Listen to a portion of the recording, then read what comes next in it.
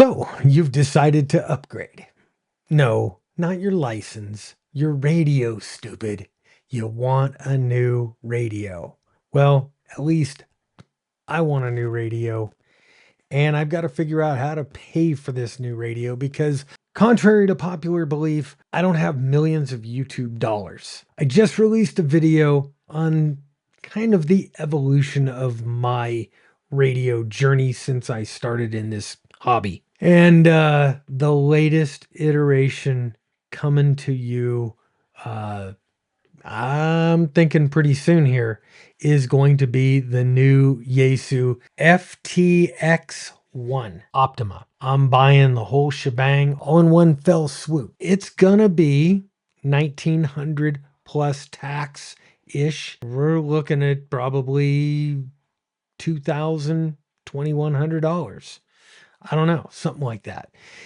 It ain't going to be cheap. And in order to fund this venture, something's got to go. But the good news is I have some excess radios, some of which I could conceivably let go. So let's go through a couple of them and see where I'm at mentally about getting rid of some of these radios. This time on K6UDA Radio.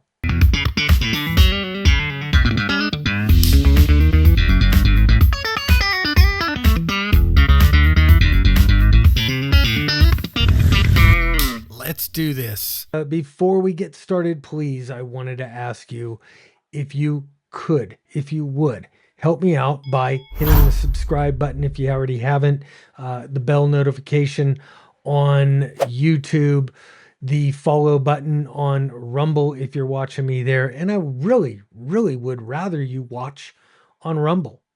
It's rumble.com/K6UDA. That'll get you everything. Please subscribe to K6UDA Guns and Ham Radio. And also, if you're into preparedness at all, the Idaho Preparedness channel. That being said, yeah, I'm buying a new radio this week. I've pretty much made up my mind, which means I'm going to max out a credit card.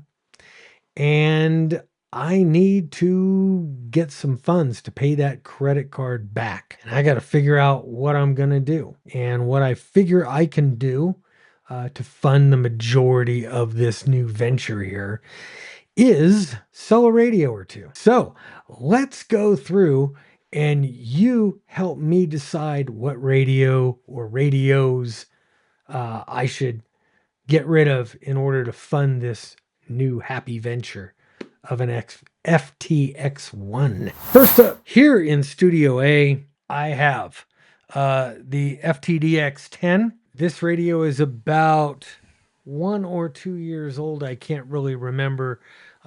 Great radio. I really enjoy this radio.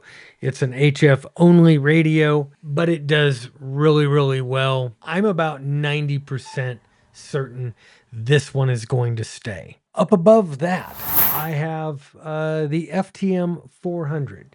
Now, the 400 is a much sought after, out of production radio from Yaesu. I've got 2 others. I have one in my truck and one in my Jeep. So I could conceivably off this one and not be out too much. I might actually buy, an FTM 500 to replace it at some point. But that is an option. The ones that I'm really thinking about, I very recently bought the Yaesu 891, and I bought that with the sole intention of being able to use that in the Jeep, use the ATAS antenna on the Jeep, and make doing POTA just super, super quick and easy. The problem is it's an older Yaesu radio. It has the older menu system, and I absolutely, it reminded me of why I originally shied away from Yaesu radios and went to ICOM years and years ago. It's got very, very little time on it, both in transmit and receive. I bought it used from a friend. Um, and he had bought it as a backup, left it in the box, never used it. And then when I kind of put out the call a couple of months ago that I might be looking for something like that, he sold it to me. 75% sure that one could be on the chopping block. The next one, my trusty old KX3, the Elecraft KX3.